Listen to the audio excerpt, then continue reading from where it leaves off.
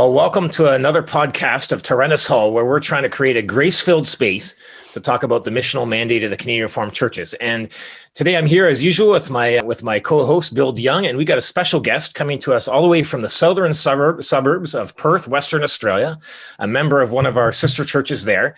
And our guest is Tim DeVos. He's the executive director of the Pindari Restoration House for Men. And we're going to talk to him all about what that restoration house is about and how it came to be. And hopefully we're going to be able to pull a whole bunch of lessons that we can learn for things that we could do here in Canada. So welcome to the podcast, everybody. Thank you very much. It's good to be here. Great to be here again. Great to be here again, Winston.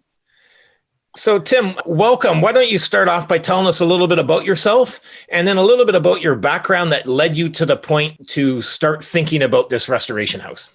Sure.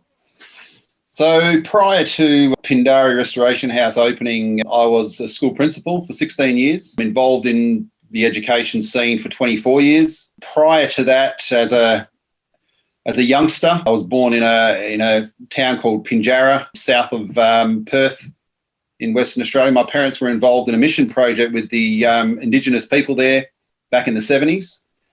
And ever since that point, there was just something that just stirred in me to, think that one day to be able to come alongside people that were struggling with, whether it was life-dominating issues or people just needed a hand up or some support. And that was on and off over a number of many years. I got involved in the school, as I said, and as a school principal. But it just seemed that during that whole period of time, there were just moments where, this vision, this idea of helping people who were, really struggling, it just came alive time and time again. It was as if the Lord was, directing and ensuring that, one day this would become a reality. So, yeah, that was sort of a bit of the background. That was probably overall, I would say, over a period of 15, 20 years in many ways. I mean, if I think back and we look at it now on this side and we call it the dot to dot of God's providence as we see, different things unfold, different doors. It was around 2012 that I had, a fair bit to do with Alistair Klein, who's co-founder of Pindari Restoration House. And it was at that point that Alistair and I actually realised we actually shared a common vision for supporting men who were just struggling. And we didn't, have clarity, as it were, at the time as to what it exactly would look like. And then over the years, we, things unfolded in such a way that I felt it was, the right time, so to speak, for me to resign from my role as school principal. At that point, we didn't have a property. We had no idea how it was going to be funded. We just had come to a firm conclusion that this was what the Lord would have us do. And yeah, as I say, we really didn't have as much clarity as what I felt I would have liked at the time. But in hindsight, it's taught us a whole lot about, how the Lord goes before us and paves the way, for us time and time again. So the Lord's working in your heart. He's influenced you through your parents, through your upbringing. You're in contact with Alistair and others. You're gaining various experiences. Before we launch into, what Pindari Restoration House is all about and how that started, Can you just tell us a little bit about what you mean about men who are struggling? We've had podcasts about, people that are helping trafficked women and that type of thing. Flesh that out a little bit for us. What do you mean about the struggles that men have in particular? Yeah. So predominantly the men that we cater for are people who have been struggling with drug and alcohol addiction and, where life has, literally fallen apart. Relationships have been sacrificed, health, jobs, finances. And, that's predominantly, our clientele. It's not exclusively. We basically use the term life dominating issues in a way to say, look, there are guys out there who, maybe struggling with severe depression or anxiety and really just need someone to come alongside them for a season in their life, to help redirect them and get them back on track. But yeah, predominantly people who have been caught up in, the drug and alcohol system and some, quite extremely so, people that have been very, very active in dealing or have done, a couple of stints in jail, or, all and everything in between. So, yeah. Mm. And when you're talking about these men, are you talking about people that you know in the church? Or are you talking about people outside of the church? At this point, 80% of the people that have come through, and we've had about 24, 25 people that have come through, staying for different lengths of time. We would say probably 80 to 90% not from a free reformed church background, and 70% of them would have some kind of Christian background, and 30% not. So, that could range from the 70% that have some kind of Christian background. That could be someone who went to Sunday school when they were 6 years old. Maybe that was it. Maybe grandma read a Bible, or they saw a Bible gathering dust on the shelf.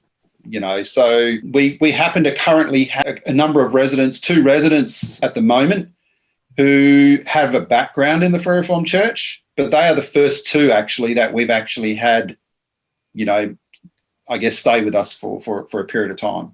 Okay. So, yeah. Cool.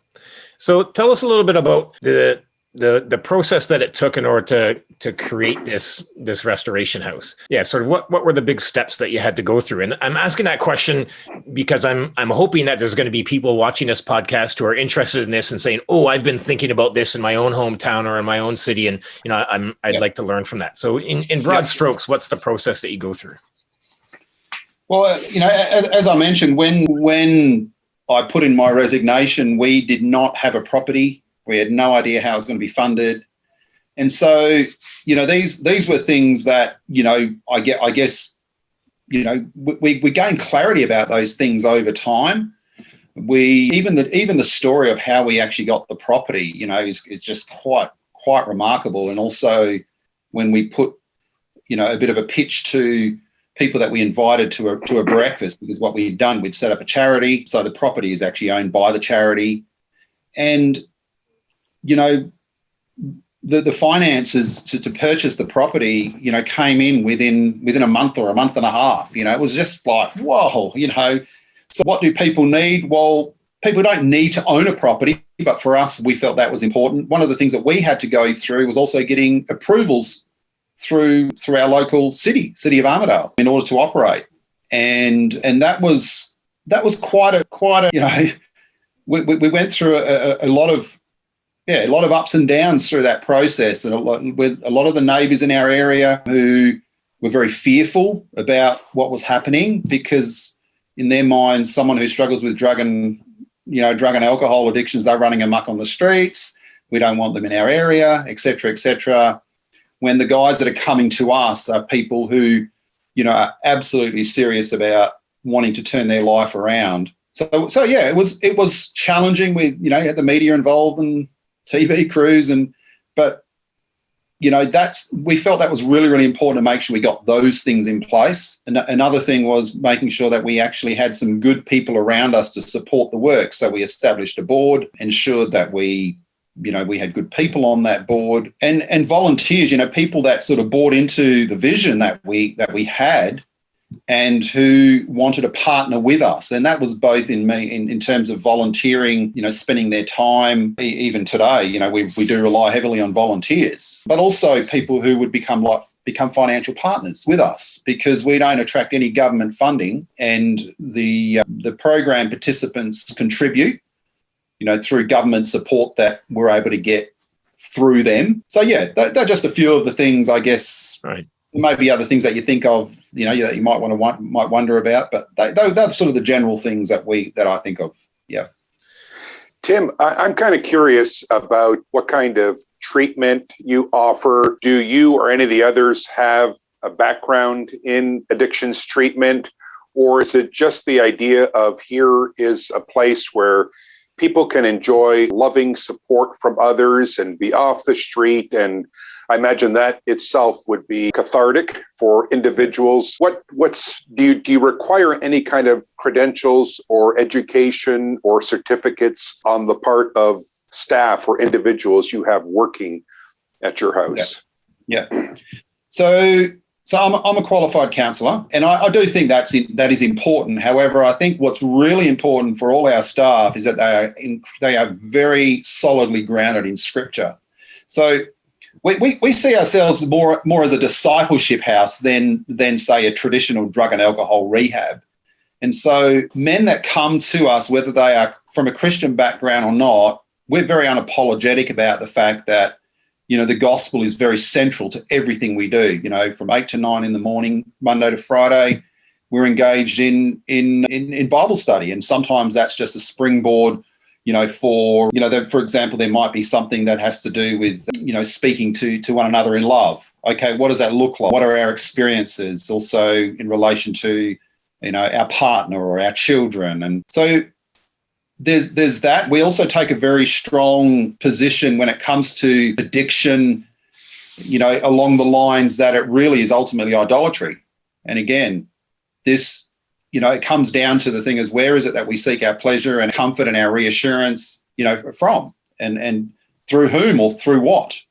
So ultimately, I guess, yes, there does need to be a grounding or understanding of addiction, but more importantly, from a scriptural perspective, an understanding of, what is it? What are the kinds of behaviours that even in scripture we might see as being, similar to addiction and idolatry, and even adultery, for want of another example, are examples of that. So that being said, we do have connections with a doctor who supports our service as well as a psychiatrist. So yeah. So yeah, I really like how you said, we see ourselves as a discipleship house more than just a traditional rehab center. Can you walk us through? There's a man out there who's got some sort of life dominating issue. Walk us through in a generic way. How does he get in contact with you guys? And then what does it look like for him to run through this program and then leave it? Okay. I'll try to do the short version. Sure. So yeah, we have guys from all walks of life, all ages who inquire, and some of them will inquire, through a church.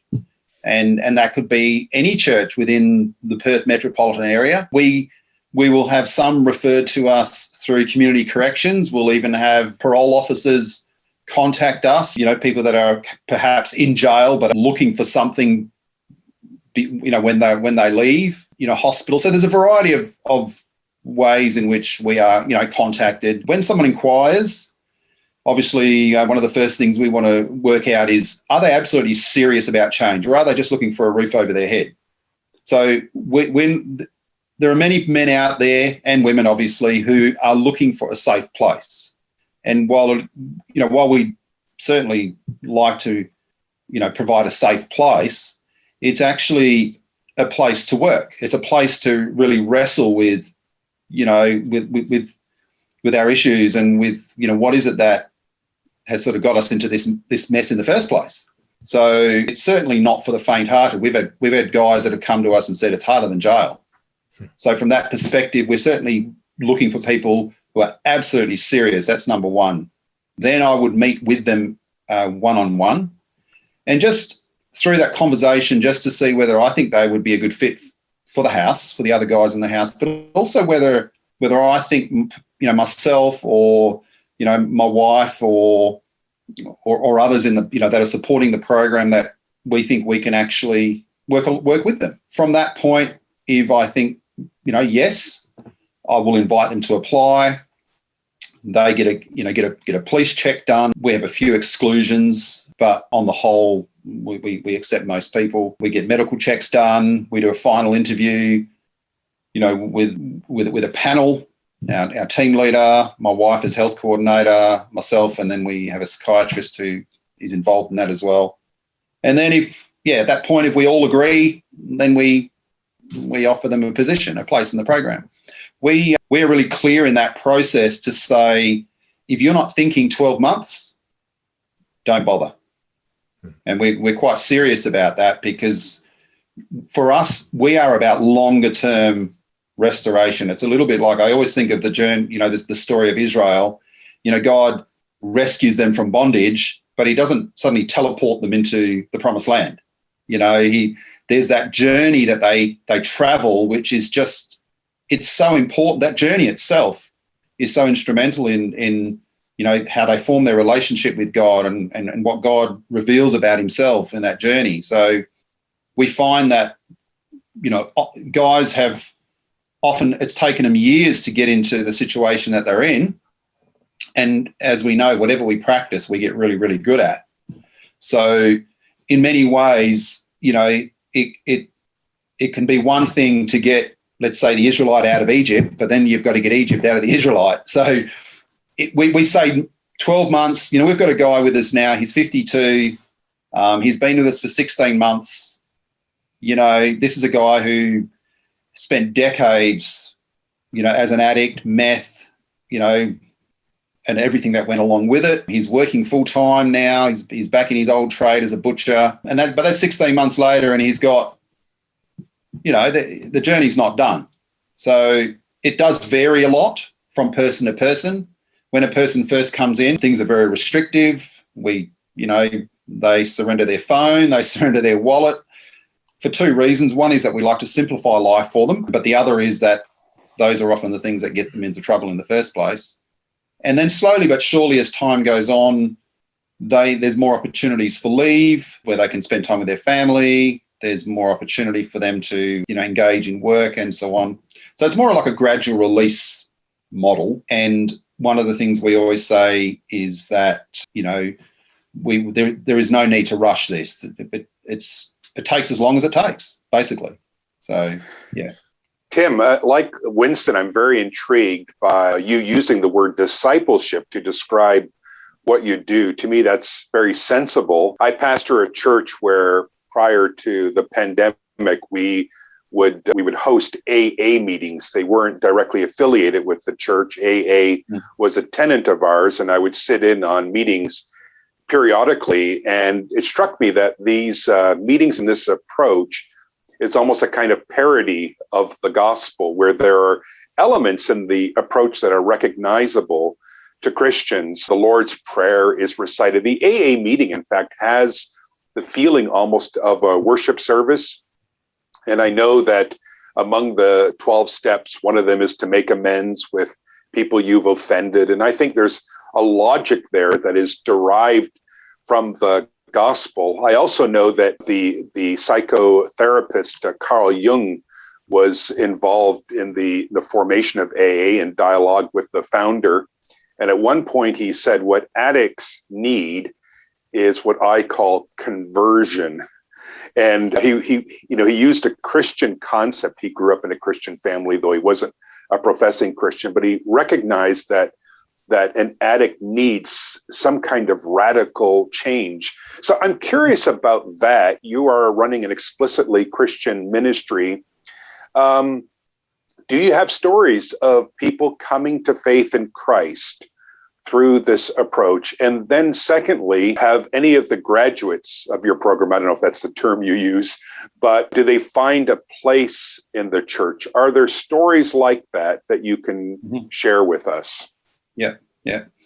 Well, we certainly, and that's one of the exciting things about the work. There's a sense of immediacy, to this kind of work, and particularly because we're dealing with people who, a lot of them have just hit the bottom.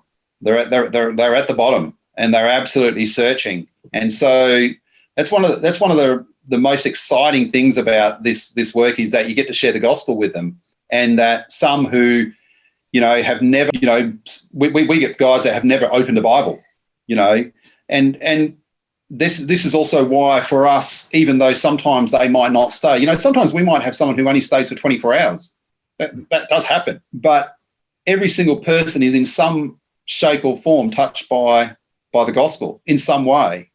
And so we've got guys who, I think of one at the moment, didn't have a background in as a Christian, has come to faith, and it's just a really beautiful thing to witness and be a part of. And as one of our volunteers just said recently at a volunteer meeting, I asked them, I said, "What you are certainly being a benefit to the program. In what way is it benefiting you?" And one of them said, "We know that the gospel has power to save, but when you actually see it in action like this, is that it's just amazing. And it's literally amazing in that way. In terms of when they leave, and I guess we've only been operating for 4 years. This is our 5th year of operation. And so we do get probably a lot of our guys that sort of go through, and then when they think they're ready, or when they think that, their time is done, then off they go. So we haven't had a lot that have sort of continued on and on and on. We've had a couple that we've supported through a mentorship program. And one of them happened to be from New Zealand. Well, he's gone back to New Zealand now. Another one, he went back to his home church. So it's a bit of a hard question to answer in terms of actually how they connect within the Free Reformed Church. There are some challenges there that we experience. But yeah, time will tell. I think it's early days in many ways for us. Yeah. Yeah, I can imagine that that is tough to sort of figure out, guys coming through your program, how they connect with local Free Reformed churches. Bill pastors a church that's right next door to Streetlight Ministries, or Streetlight Church now, which is been running for how long, Bill? For over 20 years, I think. Correct. And one of their big challenges from the beginning was, working with people that are coming from a real different place than your average Canadian Reformed church member. And what does that look like, for people becoming believers or people renewing their faith? And what does that look like for church participation? And there seems to end up being a bit of a disjunct there. You're operating in two pretty different worlds. So that's a challenge, and trying to figure out how to build a bridge there, or what that looks like. Yeah, that can be pretty difficult. I'm wondering if you could speak a little bit more about the relationship between Pindari Restoration House and the churches, because it sounds like this was born out of a vision that you yourself had and a couple others had. You've created this charity. It's running on its own. What is its relationship to the churches? Is there any formal relationship to any church? Is there general support? What does that look like? Okay. Yeah. So you're right. It started off, I guess, as a private initiative, and we have a board. And, there's accountability to the government because we're a registered charity, et cetera, et cetera. We are not, under the jurisdiction, as it were, of a church or the authority of a church in that sense. That being said, we have, Southern River, which is for ourselves personally as our family, that's our home church. And it just so happens that a fair number of our board members actually from the Southern River congregation as well. So that, in a way, has become our home church. Our pastor, Reverend Dirk Poppy, he's coming out to our Saturday night fellowship, this week. So we've got families that are on roster to participate in our Saturday night, fellowship events. We have others who come we have a special devotions on a Tuesday morning. We have a men's group on a Thursday night. So we have different people sort of coming in and supporting in different ways. It's not predominantly those from the Free Reformed Church. There are other, Christians that come in to support the work as well. And in fact, we've had actually financial support from a number of other churches as well. But yeah, overall, we do feel supported. We're actually, within our worship scene, we've just started collecting for Pindari. There's a number of the Free Reformed churches that are actually, where Pindari is on their collection roster. We've actually presented at a few congregational meetings just, to spread awareness. We have had,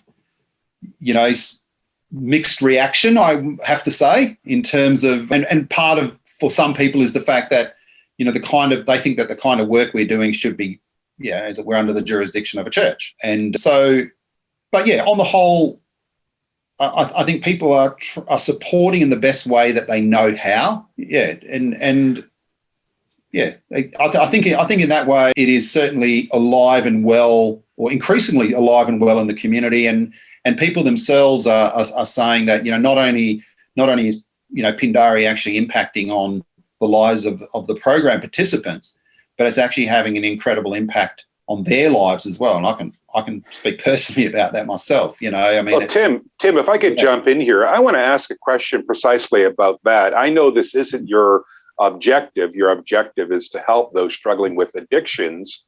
Yeah. But I'm kind of curious about whether there's an impact that goes the other direction, namely from Pindari House to the church. It seems to me that this is the kind of thing that can change people in the church and begin to change a church culture for the better. So maybe speak a little bit to that question. Sure. Having guys walk into church, the guys come with us on Sunday mornings to church, and so having guys come in, tattoos and a background which is quite often radically different to what most people, within a free reform setting have experienced. I think it pushes people out of their comfort zone. And as we know, it's when we're pushed out of our comfort zone or when we experience trials of many kinds, that's when we grow.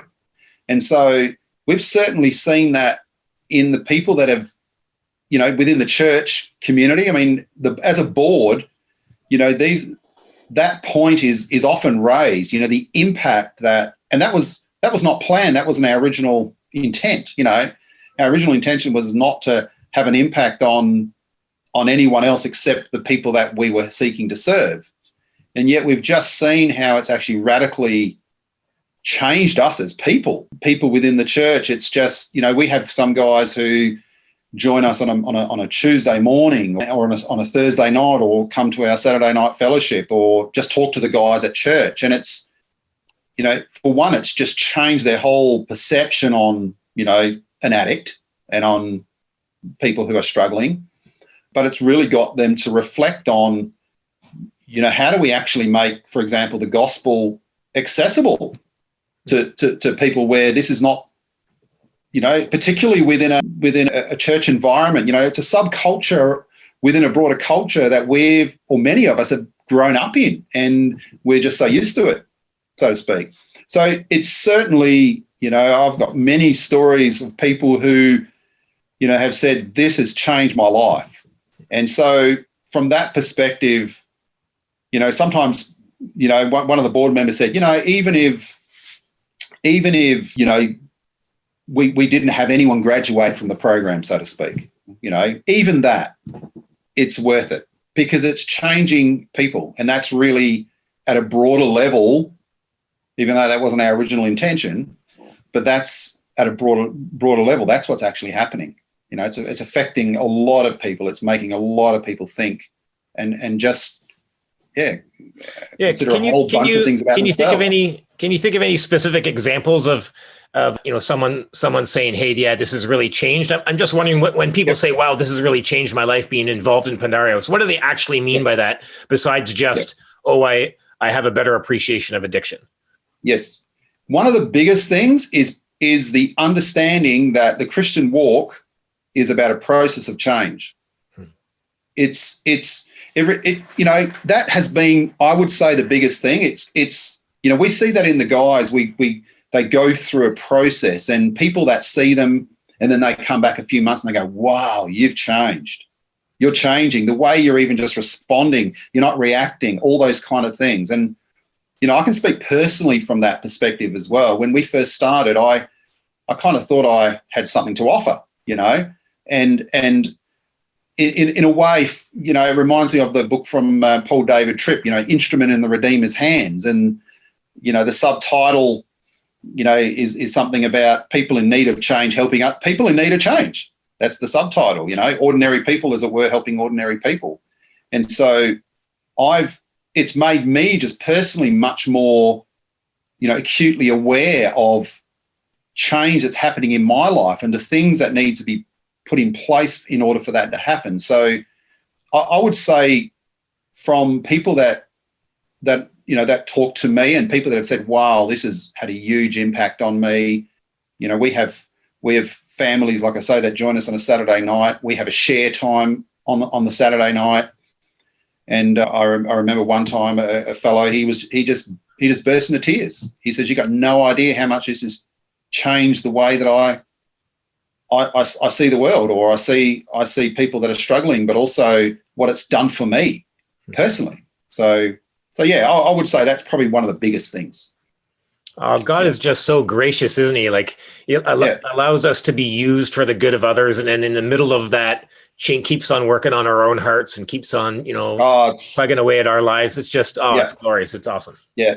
As I sometimes say to the guys, particularly when the going gets tough, and it does, it can be very challenging work. It's hard at times, but And sometimes I say to them, I said, look, you've only been here for 12 months. I've been here for 5 years, and because we very much, the property that we have, we've got a 5-acre property. We've got 2 houses on the property. I live in one of the houses with my family. And so, we're trying to, in a way, live as normal a life as we can, in community, so to speak. But that also, that idea of that we're actually walking alongside each other. And that's a big thing that, for me, it's not that, I've got all this to offer. I'm the shiny brass trumpet in God's orchestra, so to speak. No, God will use me as maybe a dinged up little triangle that makes a sound once or twice, but he will use that for his purpose. And that is also very, when you actually are okay yourself being vulnerable in their presence and actually just being real about yourself, not only is that very freeing personally, but it's also very liberating for the guys themselves to see that, these aren't just people that are trying to act as if they've got it all together. We're all growing. We're all growing. We're all more and more being conformed, to the image of God. And so, that's the thing that, sometimes I pinch myself because it's just so exciting to be involved in that alone. There's so many lessons there just for everyday life as well, isn't there? And for life within a church community, in terms of being willing to say, hey, I don't have it all together, but I do have the Holy Spirit, and he's pushing me in the right direction. And it's not about me having it together, telling you what the problems. It's about us together in need of grace, and us together. And that's just beautiful. Can I ask you to explain a little bit more? Like you've mentioned, you got morning devotions, you've got share times and other evening things where you've got volunteers coming in. On your website, you talk about the spiritual nurture and training, and then you've got a counseling component. You've got life skills education and work therapy. Maybe you could talk a little bit about the life skills education work therapy part. Sure. So that varies from person to person. Around the 10-week mark, we sit down and develop a bit of an action plan. So, one of the things is a lot of these guys have never set goals. They don't know, the idea of actually setting a goal and working towards that. And we don't necessarily set those goals and now this is the blueprint, from here on. But it does certainly form, provide direction in terms of the work that's done. So sometimes we might have guys that are really keen on pursuing, a particular career, and their literacy levels may be such that it's going to be a bit of a struggle, maybe, So we've had times where we've actually had someone to come in and tutor a program participant, in literacy or numeracy. We've had people that come alongside if they're doing some additional study, someone who will come in on a weekly basis as a mentor. So, that probably in terms of the actual education side of things. We also have a health component. My wife is involved in the program as well. We've had to set boundaries as a family as well, but she's still, overall our health coordinator and provides some direction there. So part of it is about how do you basically look after yourself, so some of those things, some of those practical things are really important as well. When it comes to work therapy, we, after devotions from roughly 9:30 till 3:30, we're engaged in work, and that could either be on the property or we're helping other community groups, or we're doing landscaping and we've put in a quote and we'll do the job, and then we'll earn a bit of income. Pindari will earn a bit of income, and then as time goes on, the guys become eligible for paid work. So we'll start that at a day a week, 2 days a week. We've got a number of employers who have been willing to take on, the program participants. So, just in a nutshell, that's what that looks like. Can you just speak a couple words, like why work therapy? What's the importance of having people work numerous hours per day? Yep. So I guess the idea of therapy, comes from a Greek word which means healing. And there is a sense of purpose, I think. God, even though work is not the big thing, work can become an idol as well. But work is an important part of life. And so we find that a lot of the guys that have come through have either, not have not worked regularly, or they've gone from job to job, because of conflict. They don't, they blow up and off they go. And so this is about, learning about what is good work ethic, satisfaction in our daily work, working with our hands, as it were, so that when, as it says in Proverbs, that we're not, that, you basically works because otherwise you're not going to have anything to eat, that kind of thing. So we see it as a really important part of, life.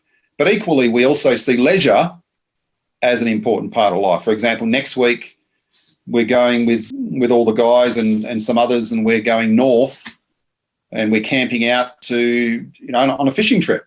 So it's about trying to say, yes, work is an important part of life, but so is actually learning how to just relax.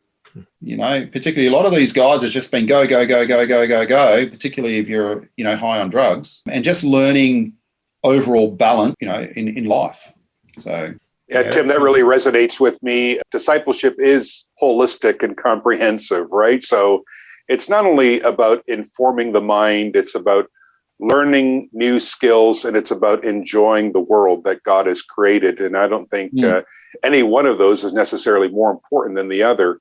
I'm kind of curious about the house itself. Do you have a supervisor of sorts that is there at night? Do you have staff, or, how many volunteers do you have? How much time are they putting in? What does it take to run a house like that? Yeah, sure. The model that we have, as mentioned, we've got two houses on the one property. And so effectively, I don't have a clear, I've never in my working life, had a clear start time and finish time. So in a way, for me, this is not my job. This is part of my life, which brings its challenges, because I need, I've got a family as well, and we've got pretty good, I think, at setting good boundaries and those things. So effectively, that means that I'm on site and, as it were, on duty 24/7. We have leave built in, et cetera, but that's another issue. We do have a number of volunteers that come and support in the evenings, and occasionally they'll stay over. But that always depends on how long someone's been in the program. So if I think, for example, at the moment, we're limiting it to 4 people at the moment. We can cater for 6, but we find that at the moment, with our current structure and staffing, 4 works best for us at the moment. But one of them's been there for 16 months. One's been there for 6 months, and another just short of 6 months, and another 6 weeks. So the one who's been there for 16 months, he provides a bit of guidance and direction, but equally so do the ones that have been there for 6 months. So it's very much about trying to work out a collaborative, working in the house. We do have, in terms of overall oversight, myself, but also a team leader who happens to be my son-in-law, are providing, I guess, the leadership overall. But we don't have a specific leader in the house. We've had a situation where we have done that. We had someone come in but I actually like the way it is now, because they're forced to actually work collaboratively, and you don't just have one person who's just calling the shots, so to speak. So yeah. That's at least the way we do it. Tim, we're going to wrap up pretty soon, but I have 2 questions that I really want to ask you. The first one is this: as far as challenges go, we've heard just some of the amazing stuff that God's doing through you and Pindari Restoration House, but what are some of the challenges that you're facing, or things that if you had a magic wand, you wish you could just go kadunk and change? A little bit to that. Okay. I think as mentioned, we've just learnt so much in the time, and one of the biggest things I think we've learnt is the need to be flexible, and also to ensure that even though we might have this clear plan in mind as to what it is that we are seeking to achieve, we always need to be open to, the fact that, sometimes things don't go that way, but also perhaps the Lord would have us go in a different way, and also being open and receptive to that, rather than, having an idea, this is where we're going, and we, at all costs, this is, the direction that we're going in. That's probably just more as an idea for someone who might be thinking of starting something. In terms of challenges that, we'd love to wave a magic wand at, look, as an organisation, we've got bigger plans than just Pindari Restoration House. And one of the things I would really love to see and explore further is the connection that our guys, for example, have with the church. It's something that, weighs heavily on my heart. It's something that I've had lots of discussion about. And, if I was to wave a magic wand, that our residents or our program participants would feel a sense of belonging and be at home, so to speak. And that does vary from person to person. But yeah, those are things that immediately come to mind. Yeah, that's helpful. Before my last question, is there anything that we haven't asked you that you would love to share that you're hoping that we would talk about? Oh, look, I think we could do another whole session on it, but that's not, there's so much to talk about. I feel like I've just, as it were, scratched the surface. I do think that, being realistic about the work, it sounds really, really exciting, and it is. Don't get me wrong, it is exciting work to be a part of, and I don't regret at all, making the move from, the school system to doing what I'm doing now. But I think, I would really encourage people just to think through carefully what it is that you're seeking to do, and make sure you get, good support around you. That would be, I had that written down. Sometimes, people can come up with these great ideas, and they sound wonderful, and they are wonderful. But we've certainly seen, as time's gone on, it's not all roses, but it's, in the same vein, we're certainly seeing how the Lord is continuing to provide for us and bless the work. So, and sometimes it's probably just as well that we didn't actually foresee some of the challenges that we were going to face when we started, because perhaps we wouldn't have even started, So I guess in that way, being a little bit naive can, on the other hand, be a blessing, perhaps. So, right. Yeah. Well, Tim, give a last word to somebody who's listening to this podcast who's like, I got a heart for working with troubled men. I'd love to do something. Give a last word of encouragement for us. Sure. I would just say, the hard thing is we always see the obstacles. The big thing for me, because I'd always been on a salary, I could not imagine how this thing was going to be financed. That was, for example, one thing, and that every time again. And this is something I think that if someone is seriously interested in doing this kind of work, to continue to pray for it, and to, I came to a point where I absolutely knew with doubt that this is what the Lord would have me do. And that was over a period of time. And I remember writing my letter of resignation 18 months basically before I left the school. But in those 18 months, I did not have one day where I doubted that I was doing the right thing. So I think if someone's thinking about it, I would just say be patient, but also continue to pray and work.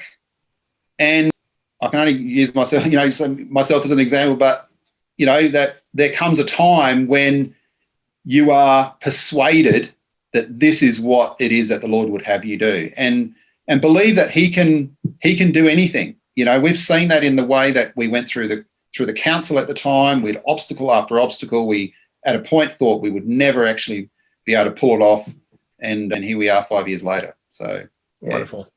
Well, hey, Tim, to paraphrase scripture, unless the Lord builds Pindari Restoration House for men, the builders labor in vain. You're not laboring in vain, brother. Thanks for doing the Lord's work. And thank you so much for being part of Tyrannus Hall today. I really appreciate it. Thanks for the opportunity. Well, Winston, I really enjoyed that conversation. It was great to hear Tim's story. And I really like this idea of looking at the work he does in terms of discipleship, which is the word he himself used. And as I reflect on it, there are really many parts to the discipleship program that he's running. And two things in particular stuck out for me.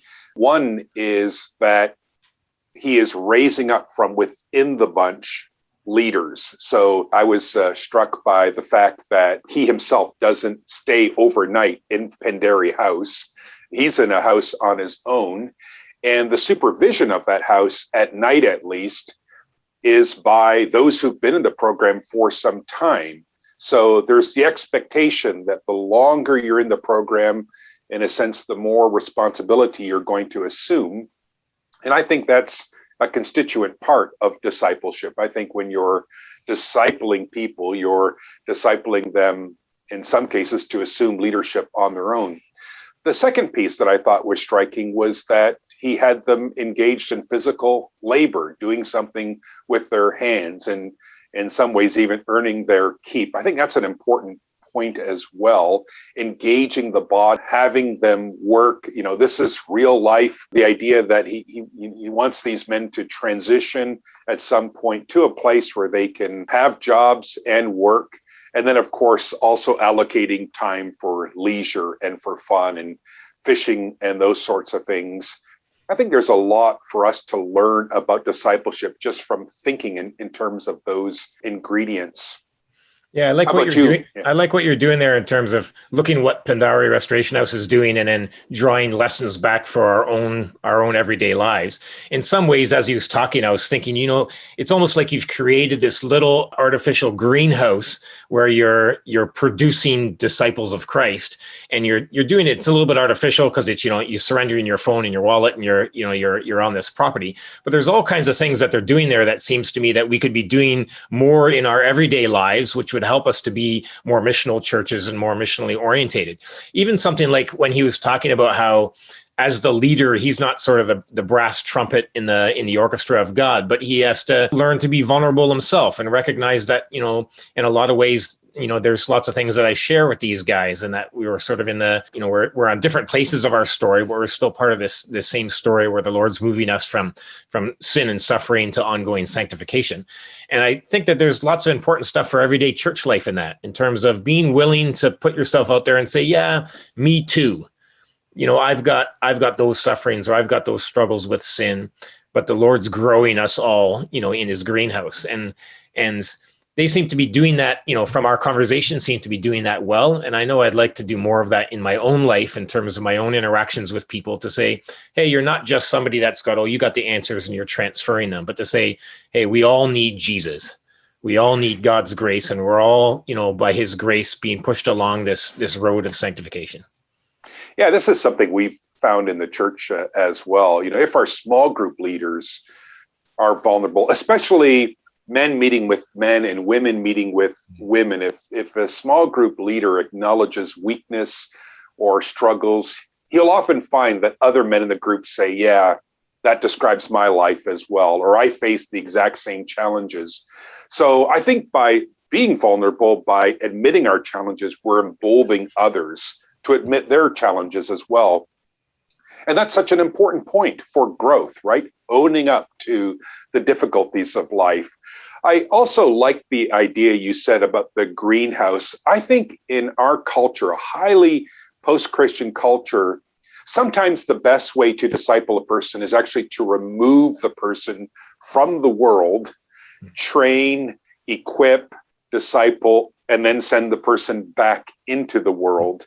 And I think you see this kind of thing happening in the Bible, even in the life of the Apostle Paul, for example, going to Arabia for 3 years.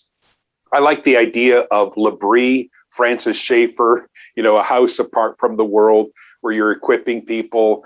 And missional pastors in Canada have often found that it's very, very hard to disciple, especially people from unchurched backgrounds who are facing all of the temptations with which they've struggled, and to try to do that in that context. I think there's a lot of merit in actually having a place where people go away, but in order to return. Mm. Yeah, I think that's beautiful. So if you want to get away and come and live at my house for a while, Bill, you're welcome to do so. I'd love to do that, and vice versa. Well, let's leave it there. Let's keep on praying that people benefit from this podcast, and that once again we've been able to have an interesting and hopefully a fruitful conversation that pushes people forward and their own churches in the missional mandate that the Lord gives us. Have a great day, Bill.